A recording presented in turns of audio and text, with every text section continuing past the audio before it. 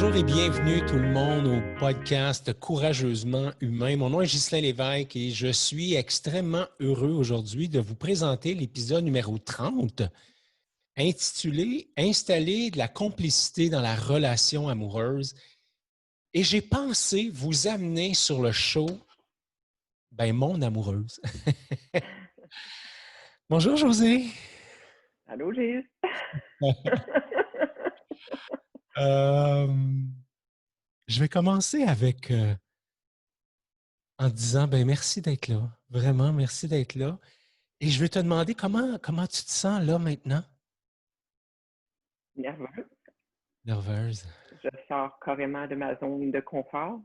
Ouais. Puis comme je te le disais avant de commencer, je ne sais pas si je vais trouver toujours le beau mot puis avoir le beau vocabulaire pour m'exprimer, mais ça sortira comme ça sortira, puis ça va être à la sauce José. Ouais, super. Ouais, je t'accueille là-dedans. Je t'accueille. Je le sais effectivement que pour toi, c'est une sortie importante de ta zone de confort. Puis en même temps, je te reconnais là-dedans parce que depuis qu'on se connaît, ça fait plus qu'un an maintenant. Tu n'as jamais hésité à plonger dans la relation, puis à me supporter, puis à être là, disponible pour moi. Et c'est exactement ce que tu fais encore aujourd'hui. Alors, merci. Merci d'être là. Bien, merci à toi aussi d'être là et merci de me recevoir aujourd'hui pour ton 30e épisode. Ouais. Alors, aujourd'hui, installer de la complicité dans la relation amoureuse, j'ai pensé, en fait, c'était pas tout ce qu'on partait pour faire. Et finalement, je me suis dit, tiens, c'est l'occasion d'amener ma blonde sur le show et d'avoir une conversation avec elle par rapport à notre relation amoureuse. On en a eu plusieurs dans les 15-16 derniers mois. C'est plus 14. Et puis, je sais que ta façon de voir la relation amoureuse a beaucoup évolué. Puis je me suis dit, tiens, et si ce n'était pas l'occasion de parler justement de cette facette-là? Donc, toi, tu es une fille de Québec. Tu as une sœur jumelle. Donc, très jeune, tu as expérimenté l'amour d'une façon. Puis là, je présuppose, là, mais j'imagine que tu as, avec ça, avec Sonia, expérimenté l'amour d'une façon fusionnelle.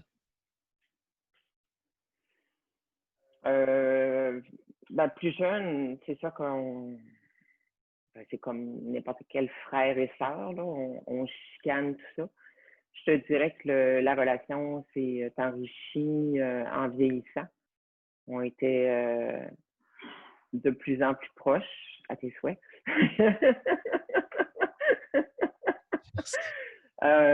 C'est ça, on s'est rapprochés de plus en plus en vieillissant. On a chacun notre personnalité, c'est sûr. Mais je te dirais ce qui est ressorti beaucoup du fait d'être jumelle, en tout cas, je vais parler pour moi, parce que du côté de Sonia, je ne sais pas, je n'ai pas validé avec comment est-ce qu'elle ressentait ça. Mais je m'aperçois que je suis beaucoup dans le comparer. Probablement parce que, étant jeune, on était souvent comparés une à l'autre. Mm-hmm. Alors, si Sonia a des bonnes notes, pourquoi toi, José, tu n'as pas? Si tu es ci, pourquoi elle n'est pas comme ça?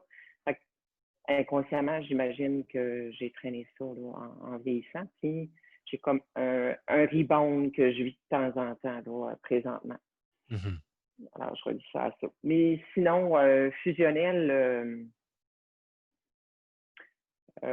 Sonia a des problèmes de santé quand même aujourd'hui. C'est comme si j'ai été un moment donné une partie de moi qui culpabilisait pourquoi moi je suis en santé, puis Sonia ne l'est pas. Puis là, après ça, j'ai comme viré ça de bord, puis j'ai dit, je suis en santé, j'y envoie des bonnes ondes pour qu'elle le soit aussi. Puis si je peux contribuer à faire des choses pour elle, pour essayer d'alléger ou juste d'être là pour elle, puis de parler avec elle, parce qu'elle avait tendance toujours à voir du côté négatif de la maladie, ce qu'elle était plus capable de faire. Ben, j'ai dit, pourquoi tu ne focuses pas sur ce que tu es capable de faire? Fait que, juste par les conseils, tout ça, là, alors... Génial. Ouais. Mhm. Ensuite de ça, tu as eu quelques relations amoureuses et tu as été en relation pendant plusieurs années, 25 ans. 25 ans. Qu'est-ce que tu as envie de nous dire? Tu sais, le but, c'est pas de parler de cette personne-là, mais c'est plus de toi, comment tu l'as vécu, cette relation-là de l'intérieur? Ben, ça n'a pas été facile. J'ai choisi quand même de demeurer avec cette personne-là pendant 25 ans. C'est sûr, on a eu de très bons moments. Là. Si ça aurait été que des mauvais moments, je serais sortie de là avant ça. Alors, je focusais sur les bons moments en espérant en avoir beaucoup plus, mais il fut un temps que les mauvais moments ont pris l'ampleur sur les bons. Les bons n'existaient quasiment plus. Ça a été une relation où, en fait, je n'étais pas vieille non plus, j'avais 23 ans. Fait que, puis je crois, non, je ne peux pas parler pour avant. Je vais parler pour cette relation-là, que je me suis carrément oubliée, je me suis carrément effacée, je me suis carrément éteinte pour être là pour l'autre. L'important, c'était l'autre soit heureux au détriment de mon bonheur à moi. Écoute, j'en ai fait des choses, j'en ai fait beaucoup de choses. J'ai tout essayé, la colère, le déni, pleurer, mais c'est ça. Finalement, ce qui en est sorti, c'est qu'à un moment donné, il fallait que je pense à moi, parce que là, je ne me reconnaissais plus. Fait que ça a été carrément sauf petit peu. Je suis allée chercher de l'aide aussi. Ça m'a aidé. Mais dans cette relation-là, j'y ai perdu ma confiance en moi. J'y ai perdu mon estime de moi aussi.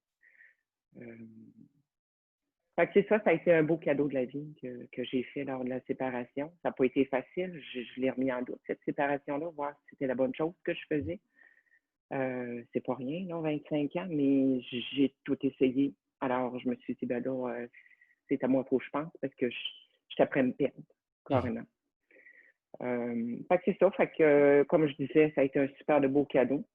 J'ai commencé à retrouver ma lumière, à recommencer à avoir le sourire parce que j'avais perdu carrément le sourire. Puis c'était aussi un moyen pour essayer de manipuler l'autre, de plus sourire puis d'avoir l'air bête ou d'avoir l'air malheureuse puis tout ça.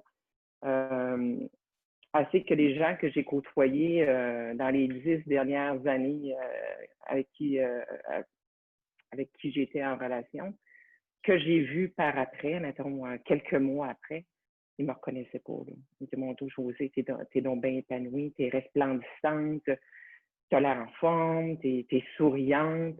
Fait que j'étais carrément là, une autre personne et beaucoup mieux dans ma peau aussi. Tu disais, j'ai tout essayé, j'ai boudé, j'ai pleuré, j'ai crié. Quand tu essayais ces choses-là, qu'est-ce que tu essayais d'obtenir en retour? Un changement de la part de l'autre. OK. Le faire changer. Mm. Le faire changer. Et dans le fond, on ne peut pas changer l'autre. La conclusion, c'est que si la personne ne veut pas changer, c'est impossible qu'une autre personne la force à le faire. Ouais. Tandis que j'ai aucun contrôle. La conclusion, c'est que j'ai aucun contrôle sur qui que ce soit, à part sur moi.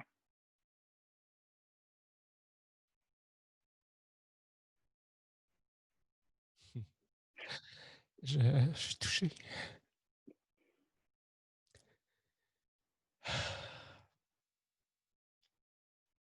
C'est pas la première fois que je te le dis, que je te trouve tellement belle, tu sais,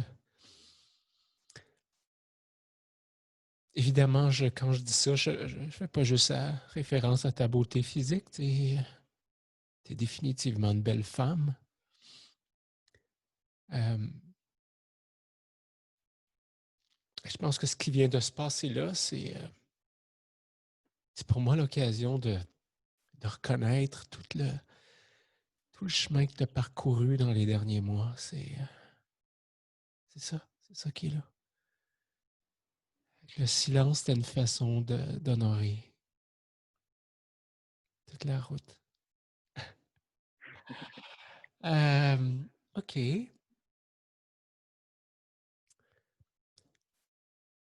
Donc, tu as mis fin à cette relation-là.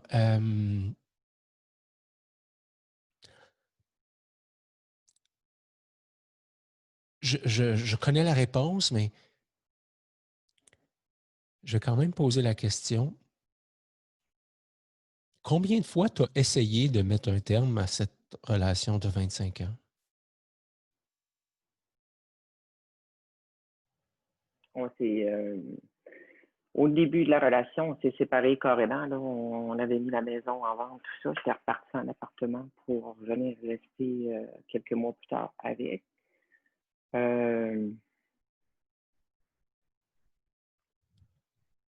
Il y a eu un autre déclencheur début 2000 qui aurait pu mettre fin à la séparation. Puis finalement, ça n'a pas été le cas. On a continué.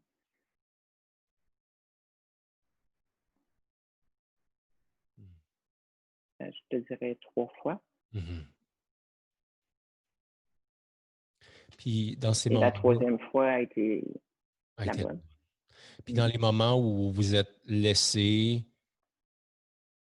et que tu es revenu, parce que ce mouvement-là, ça semble être toi qui le faisais, euh, quand tu étais loin comme ça, qu'est-ce qui était là pour toi?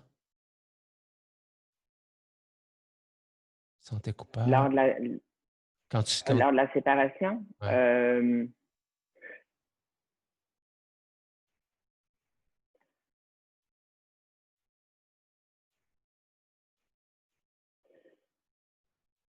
je ne sais pas par rapport à la culpabilité, mais des doutes, assurément, puis de l'espoir qui était encore là. Et j'y vais avec du recul, puis je me dis, assurément, il y avait encore de l'amour si je suis revenue dans la relation. Mm-hmm. Et avec aussi la naïveté d'espérer que la personne réglerait le problème en question à mon retour. Mm-hmm. Mais c'est vrai qu'aussi, au début de la relation, quand on s'était laissé, puis quand j'étais revenue, j'avais une belle promesse aussi, donc ça irait bien que le problème serait réglé s'il l'était pas. Mm-hmm. Mais j'ai continué quand même à naviguer, puis c'est par choix aussi. Là. Mm-hmm. Mais toujours en ayant espoir que la personne se rendrait compte du problème en question, puis le réglerait. Alors, euh, un terme à la relation, après ça, tu as poursuivi ta route. Euh, Quelles furent les étapes les plus importantes qui ont contribué à je vais dire ça comme ça, là, mais à ta reconstruction?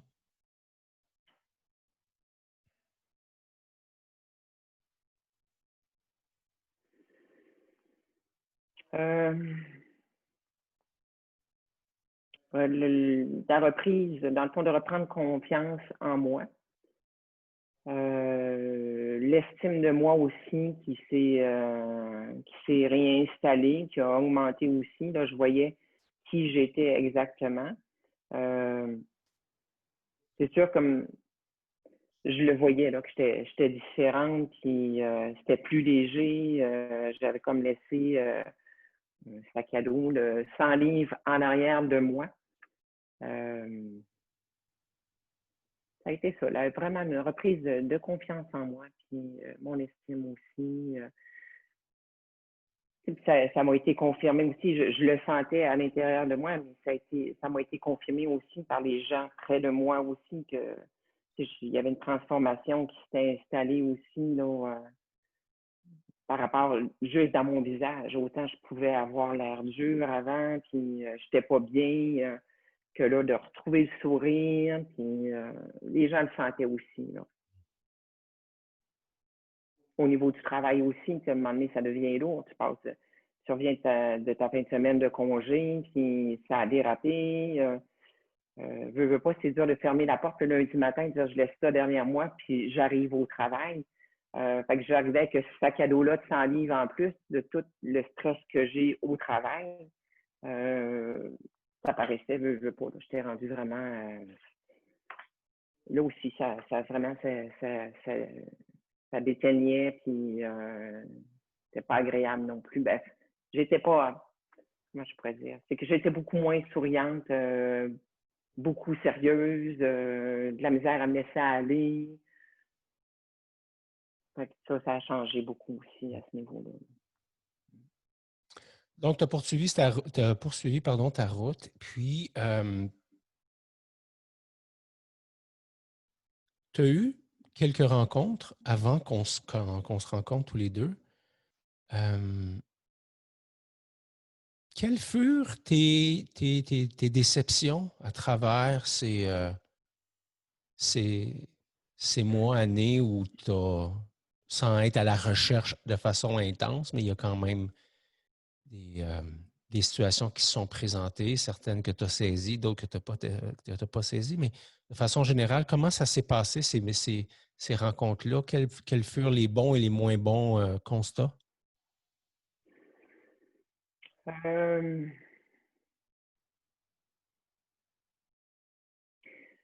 je vais commencer par rapport à moi. Mes constats, c'est que, puis on en a parlé tout à l'heure aussi, par rapport aux attentes. J'avais beaucoup d'attentes.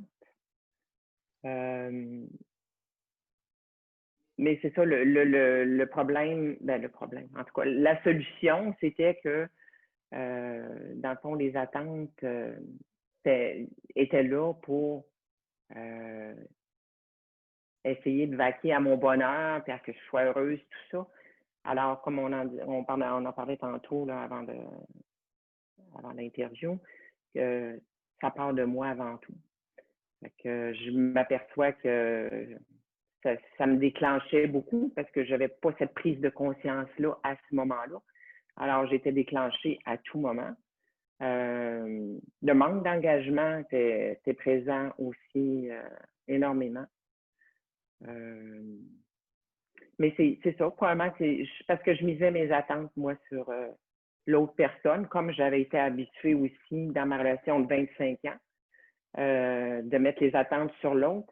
C'est grâce à l'autre si je peux être heureuse. C'est grâce à l'autre si c'est l'autre qui va faire mon bonheur, alors que c'est pas le cas. Mm-hmm. Fait que ça a été ça. Mais c'est correct parce que j'ai appris à chaque rencontre que j'ai faite. J'ai appris. Puis je me disais, c'était une corde à mon arc de plus, en voulant dire, ben, la personne avec qui la personne que je veux rencontrer, bon, je rentre un peu dans du cliché, mais en tout cas, on a tous des critères, anyway, quand on veut rencontrer quelqu'un. Fait que là, les critères se précisaient. Ça m'a fait cheminer sur moi aussi. Mm-hmm. Il y a eu notre rencontre à Cuba. On s'est rencontrés dans un voyage de vélo. J'en ai parlé dans un podcast différent. Je pense que c'est l'épisode numéro 28. J'ai fait une série, l'épisode 26, 27, 28, sur aimer sans se perdre. Et j'ai raconté, entre autres, comment on s'est rencontrés. Donc, on s'est rencontrés dans un voyage de vélo. Quelle était ta disposition face à l'amour à ce moment-là? C'est ça. Juste avant de partir en voyage, moi, j'étais sur un site de rencontre. C'est des gros up and down. ça va en dents de scie, tu as de l'espoir, puis là, à un moment donné, il n'y a plus rien qui fonctionne, on repart à case zéro. Des montagnes russes que j'étais tannée de vivre, puis j'avais eu des problèmes un petit peu de santé à l'hiver. Je devais acheter aussi mon condo où je suis présentement. Et j'avais justement le voyage à vélo là, à préparer. Fait que là, je me suis dit, j'en peux plus. J'en peux plus. Je décroche, je lâche prise, puis il arrivera ce qui arrivera. À un moment donné, les étoiles seront bien alignées et je rencontrerai l'homme qui sera parfait pour moi. En passant, c'était un cadeau que je me faisais pour mes 50 ans. C'est la première fois de ma vie que je partais en voyage seule, célibataire, puis sans aucune attente. J'y allais pour moi, avec un bel encadrement, tout ça. Puis c'était parfait. C'est sûr que si j'aurais eu le choix, j'aurais aimé ça, faire un beau voyage d'amoureux avec mon conjoint avec qui ça fonctionne, tout ça, mais c'était ça qui était là, puis c'est correct. Alors, oui, quelle belle rencontre j'ai faite en toi, Gis, avec toi. Je me dis, mon cadeau de mes 50 ans cachant encore un plus gros, c'est toi. Fait que c'est ça, fait que j'étais, au niveau amour, j'étais partie, puis là, vraiment, j'avais tout mis ça de côté, puis là, je focusais sur mon voyage à vélo, j'ai le déménagement dans mon condo qui s'en venait pas longtemps après, puis j'ai dit, ben, on verra ce que l'univers me réserve, tout simplement. Mm-hmm. C'est comme ça que, dans cet état d'esprit-là, que je suis partie. Avec beaucoup de nervosité aussi, là. Comme je disais tantôt, c'était mon premier voyage en solo. Je ne savais pas trop comment ça irait, tout ça. J'ai failli annuler aussi à la dernière minute. J'ai dit, garde, c'est juste 1500$ ou 1800$, c'est pas grave, là, Josée. Là, dans quoi tu t'es embarqué? Et finalement, ça a été une sortie de zone de confort encore, puis une merveilleuse sortie de zone de confort. Puis ça a été un super de beau voyage, vraiment. Un gros coup de cœur pour ce type de voyage-là. Mm-hmm. Donc, on est deux sportifs, hein? Vélo, course à pied, musculation, on bouge, etc. Qu'est-ce qui a évolué dans ta façon de voir la relation amoureuse depuis qu'on est ensemble?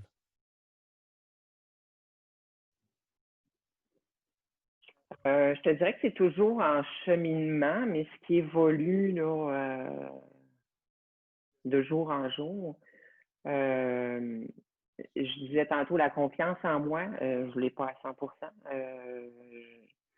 100%. La confiance en moi, l'estime de moi aussi, la confiance en l'autre. C'est pas évident non plus. Là. Après avoir passé d'une relation de 25 ans, que j'ai perdu ma confiance, tout ça, puis des choses ont fait que je l'ai perdu aussi. Nos échanges aussi qu'on a, la connexion qu'on peut avoir, parce que je m'aperçois que ça, à ce niveau-là de relation, je ne l'ai jamais eu. Communiquer à ce point-là, comment est-ce qu'on se sent, puis aller à l'intérieur de nous aussi, qu'est-ce qui se passe, puis ça peut être souffrant par moment, mais tellement, je dirais, le mot qui me vient, c'est payant. Je m'en porte mieux.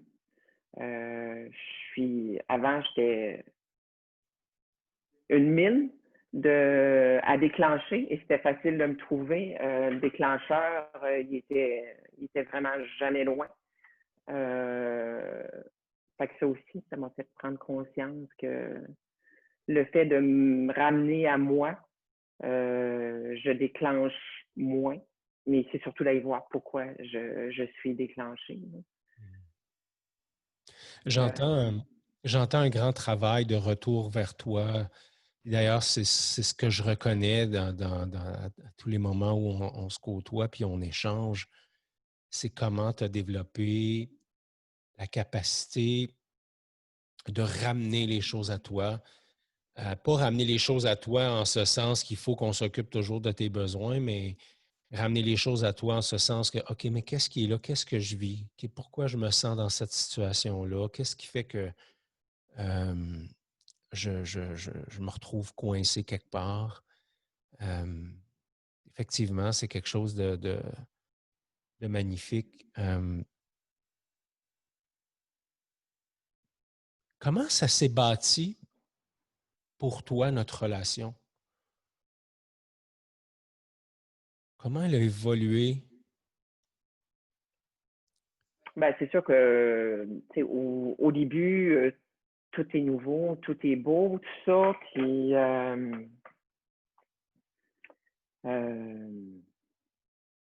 et on a toujours, quand même à la base, on a toujours eu quand même des beaux échanges, mais qui sont approfondis aussi là, en cours de route, qui continuent de s'approfondir.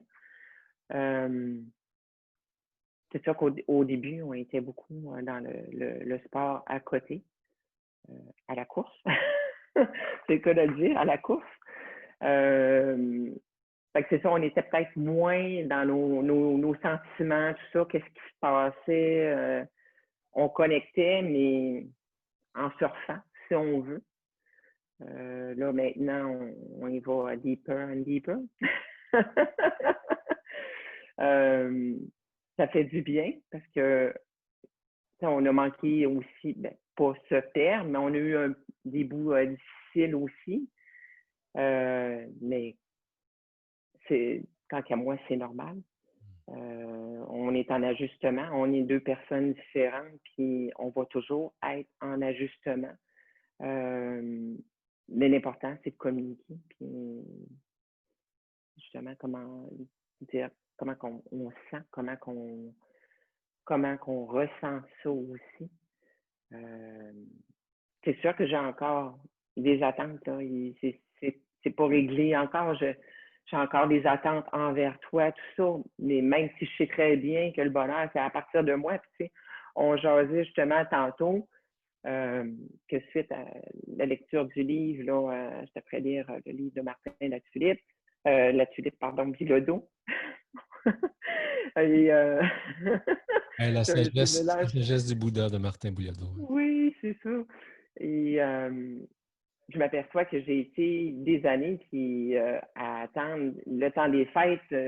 C'est toujours très attendu parce que j'attends le temps des fêtes, mais j'attends toujours la préparation, l'avant du temps des fêtes parce que rendu vraiment à Noël même, tout ça, quelle déception, mais parce que j'avais de l'attente à l'extérieur. Alors, c'est ça. Martin Bilodeau, ben, il nous parle de vraiment d'avoir des attentes. Les attentes viennent de l'intérieur, puis le bonheur vient de nous aussi. Mhm. C'est une belle prise de conscience, ça aussi. J'évolue là-dedans. Donc, tu disais tantôt que tu avais eu un creux de vague en relation à moi. Moi, je ne l'ai pas vécu. Je ne sais pas de quoi tu parles. OK, donc, on a eu un creux de vague et qu'est-ce qu'on a décidé de faire avec ça? Parce qu'effectivement, il n'y a jamais été question, en tout cas pas pour moi, mais je ne pense pas pour toi non plus, de dire oh, je ne suis pas dans la bonne relation. Mais assurément, il y a eu un moment où on s'est rendu compte qu'il fallait changer des ingrédients pour que la sauce à spaghetti ait un goût différent. Et qu'est-ce qu'on a fait? Qu'est-ce qui s'est passé finalement? Ben, c'est ça, d'abord, moi, j'y tiens beaucoup à notre relation. J'y tenais beaucoup à notre relation. Toi aussi. Je crois. Puis, c'est ça. On y tenait. Puis, justement, on voulait continuer d'évoluer là-dedans, puis se connecter encore plus. D'où l'idée de nos petits soupers d'amoureux du samedi soir, où ce que là, on éteint tout et on s'allume des petites chandelles, on se fait un bon petit souper, puis on prend le temps de jaser. Comment s'est passée notre semaine ou comment est-ce justement de se poser la question qu'est-ce qui est là présentement, comment est-ce qu'on sent, tout ça. Est-ce que je peux parler du jeu? Mm-hmm. Le jeu à l'écoute, un jeu de communication Non violente. non violente, c'est ça. Alors, ça aussi, c'est vraiment, ça nous amène à faire l'introspection de ce qui se passe en nous. Il y en a aussi qui s'adressent aux deux, les cartes, tout ça, qu'on peut partager tous les deux. Ben, on partage anyway, tous les deux nos cartes. C'est vraiment enrichissant. Puis c'est pour moi, ça vient me calmer. Mm-hmm. Ça vient m'alléger. Il faut dire aussi qu'on n'a pas parlé, mais j'ai un une partie de moi qui est petite, qui est rigide. Hein? Fait que ça vient m'aider à retrouver de la souplesse. Et bien dit, petit, hein? Poquito. Alors oui, le jeu à l'écoute, c'est un jeu de cartes basé sur les émotions, les besoins, les principes de la communication non violente. La CNV est basée sur le travail que Marshall Rosenberg a fait. Et super intéressant. Il y a 9 jeux différents. En fait, il y a 9 façons de jouer avec les mêmes cartes. Et on a démarré comme ça, hein, un bon soir. On a fait quelques jeux, on a pris le temps d'échanger. Et je me souviens, pour moi, ça a été la fin de discuter de nos frustrations à tout moment de la semaine. Et on s'est mis à garder ces moments de tension-là pour en discuter, mais en douceur lors de notre rencontre du samedi soir. Et ça a été pour moi, je le savais là, parce que, bon, dans l'accompagnement des couples que j'ai fait, une des choses que je leur proposais, c'était de focusser pendant un certain temps sur ce qui allait bien, en mettant de côté les prises de bec, puis en s'assurant de mettre de l'argent dans le compte de banque émotionnel. Et la meilleure façon de mettre de l'argent dans le compte de banque émotionnel, c'est de passer des bons moments ensemble. Et c'est ce qu'on s'est mis à faire. Et après quelques semaines, le deuxième samedi ou le troisième samedi, je ne me souviens pas, on est tombé sur un jeu qui faisait en sorte que on pouvait se fixer des intentions communes pour une période de temps. Tu te souviens de cette soirée-là? Oui. Et donc, on a pigé des besoins. On s'est entendu hyper rapidement sur le besoin qu'on voulait mettre au centre de notre vie puis notre relation à partir de ce moment-là. Et c'était lequel déjà? La bienveillance. La bienveillance. La bienveillance. En quoi ça arrivait à un bon moment dans ta vie? Comme je disais tantôt, j'ai un tout petit côté rigide. Alors, que ça m'apportait cette carte-là, ce que ça me disait, c'est d'avoir de la douceur pour moi. Vraiment, c'était ce qui était omniprésent, qui l'est encore, parce que le petit chacal a tendance à sortir assez facilement. Fait que c'est ça. Puis en ayant de la bienveillance pour moi, de la douceur pour moi, ben, écoute, j'en ai plus pour toi aussi et pour les autres aussi. Puis je me sens tellement mieux comme ça. Ouais. Je ne sais pas si ça te tente. J'ai envie de te poser la question suivante. Donne-moi 3 façons que tu as de nourrir justement cet élan de bienveillance. 3 choses que tu fais, toi, qui t'aident à être bienveillante. Je te dirais, c'est de me choisir moi en premier. Juste le fait que ça me tente d'aller dehors, ça me tente d'aller lire dehors sur la galerie ou d'aller souper sur la galerie, ben je vais le faire. Même si toi, tu restes en dedans, parce que c'est des choses, je m'oubliais beaucoup là-dedans avant. Je m'obligeais à rester près de l'autre personne, alors que j'aurais aimé ça être ailleurs. J'ai fait beaucoup ça dans ma vie. Fait que de le faire, ça m'apporte de la douceur, puis de la bienveillance, parce que je m'accorde le droit d'être. Mhm. C'est quelque chose qui est difficile pour moi aussi, être, Mhm. prendre ma place. Fait que ça, je me l'accorde de plus en plus par ces petits gestes-là. Ça va me tenter d'aller courir, toi pas, ou d'aller faire du vélo. Tu sais, la dernière fois, je suis sortie seule. Puis quelle autre petite victoire pour moi, là. J'ai mis ça dans mon pot à succès. De sortir seule en vélo, je ne l'ai pas fait souvent. Fait que ça venait aussi sortir de ma zone de confort. J'ai gonflé mes pneus seule, puis je suis partie seule. Wow! Puis ça m'a fait du bien. Je suis revenue ici, puis en meilleure disposition. Ben, en meilleure. Pas que je ne l'étais pas avant de partir, mais le fait de m'être accordé cette petite douceur-là, cette bienveillance-là, ben, ça me prédispose à être encore meilleur ou encore mieux. Puis ça transpire autour de moi aussi. Mhm. Fait que c'est ça. Vraiment par des petits gestes. C'est des petits gestes simples là, comme ça, là, de dire ben, tu sais, l'autre personne, ça ne tente pas, ben moi je le fais, ça me tente. En quoi ça l'a approfondi notre relation, ça l'a augmenté la qualité de la relation, la complicité qu'on a dans notre relation amoureuse. Comment t'expliques ça? Ben, par le fait même, j'ai moins d'attentes. Fait que ça enlève un fardeau à l'autre qui se croit être obligé de répondre à mes attentes, à toutes mes attentes. Fait que de ce côté-là aussi, c'est pour l'autre personne, c'est plus léger. C'est moins lourd à porter. Le fait on s'en parle aussi de nos besoins. Je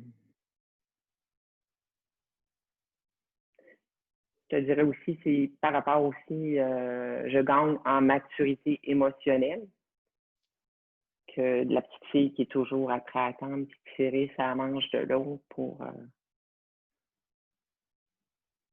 être accompagnée.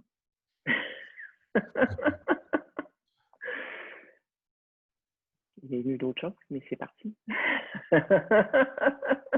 Ça se bouscule. Ça, je disais maturité émotionnelle. Donc, moins d'attente sur moi, plus de maturité émotionnelle pour toi.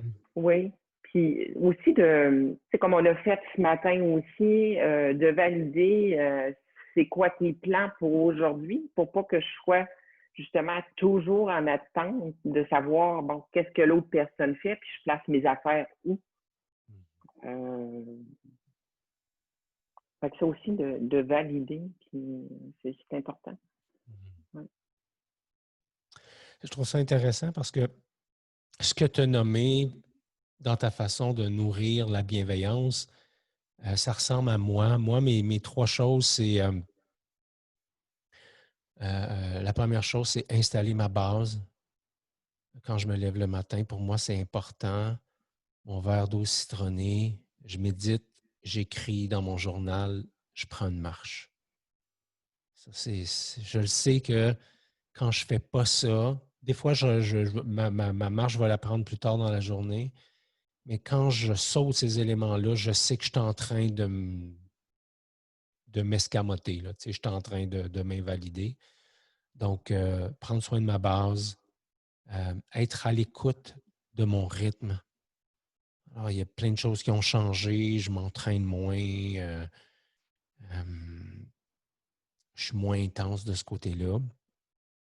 Je suis une personne intense, alors j'ai à apprendre à gérer, à danser avec ça. Et la troisième chose, c'est la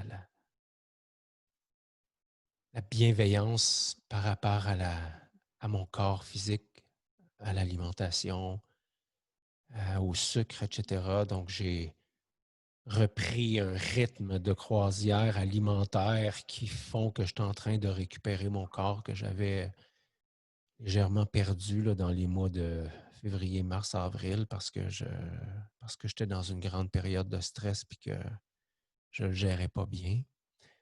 Fait que c'est ça qui est là pour moi. Et je constate à quel point, quand toi, tu plonges à l'intérieur de toi, ça me fait plonger, moi, à l'intérieur de moi. Et quand moi, je plonge à l'intérieur de moi, j'ai l'impression que ça te donne, toi, la permission de le faire aussi. Et, pendant longtemps, j'ai pensé que d'avoir de la complicité dans la relation amoureuse, c'était de faire un paquet de choses ensemble, puis des activités, puis on a plein de choses sur lesquelles on s'entend vraiment très bien. Je réalise que pour moi, la complicité aujourd'hui, ça n'a rien à voir avec tout ça. Ça a à voir avec la complicité émotionnelle. Quand j'accompagnais des gens dans la clarification de leur projet amoureux, souvent ce qui arrivait chez la femme, c'était le besoin d'aller au sous-sol. C'était une façon comique de dire, ils ont besoin de plonger à l'intérieur, aller visiter les bas-fonds, hein, les émotions, les besoins, puis sans trop vouloir généraliser, les hommes sont moins, selon les femmes que j'ai accompagnées, là, sont moins enclins à descendre au sous-sol. Je réalise, moi, que quand on descend au sous-sol tous les deux, c'est là que mon sentiment de complicité est le plus grand. Qu'est-ce que ça éveille chez toi quand je partage ça comme ça?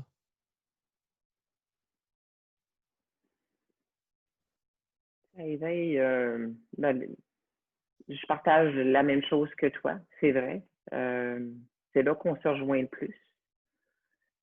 C'est sûr que ça aide aussi quand on a les mêmes affinités pour les choses extérieures, mais c'est sûr que c'est beaucoup plus nourrissant quand justement on descend toutes les deux dans nos besoins, là, qu'on en jase, tout ça. C'est,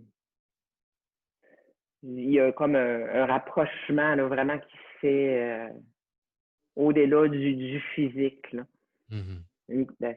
La connexion, une connexion qui se fait différente là, que physique. Ouais. Ah, puis pendant que tu disais ça, ce qui est monté pour moi, c'est la complicité dans la relation amoureuse, c'est la complicité dans nos besoins. C'est quand on devient complice au niveau de l'élan de chacun Mm-hmm. et qu'on met ça en commun, qu'on fait un « et » au lieu de faire un « ou ». C'est vraiment ça qui est là. Je regarde l'heure, c'est déjà le temps de mettre fin à l'épisode. Je veux juste te dire du fond du cœur un gros merci. Merci, Jo. Merci d'être là. Merci de croire en mes folies, de me supporter comme tu le fais. Merci d'être aussi engagé dans notre relation. Il n'y a pas de doute pour moi que cette relation-là elle est importante pour toi. Je le vois dans ta façon de me regarder, je le vois dans ta façon de m'écouter, je le vois dans ta façon de prendre soin d'un paquet de petites choses. Et ça me touche vraiment beaucoup. Pour les gens qui nous écoutent, je vous invite à vous abonner au podcast, autant sur Apple Podcast, sur Google Podcast. Et si vous êtes en train de voir tout ça, vous êtes sur YouTube, donc abonnez-vous à notre chaîne. Courageusement humain, c'est ça, c'est ce genre de conversation-là. Et ce n'est pas uniquement ça, c'est entre autres ça. Et je vous invite à nous laisser un commentaire, une reviews. Et la question pour vous aujourd'hui, c'est qu'est-ce que vous retenez de ce podcast-là, de cet épisode-là aujourd'hui? Et je vous laisse sur un petit bout de texte que j'ai écrit et que j'ai lu à la fin de l'épisode numéro 28. Et je vais probablement être émotif, mais c'est comme ça que je vois la relation que nous avons tous les deux. Alors voici le texte. Je tombe, je me relève. À chaque fois, en emportant un peu plus de lumière à mes parties sombres. Tu tombes, Jo.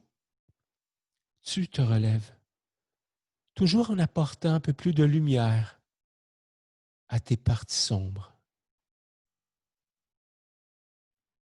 Je tombe et nous nous relevons tous les deux en apportant un peu plus de lumière à chacune de nos parties sombres. Tomber et se relever, c'est aussi ça, être courageusement humain. Voilà, merci. Merci, Jésus. Et merci à tout le monde d'avoir été là. Ciao.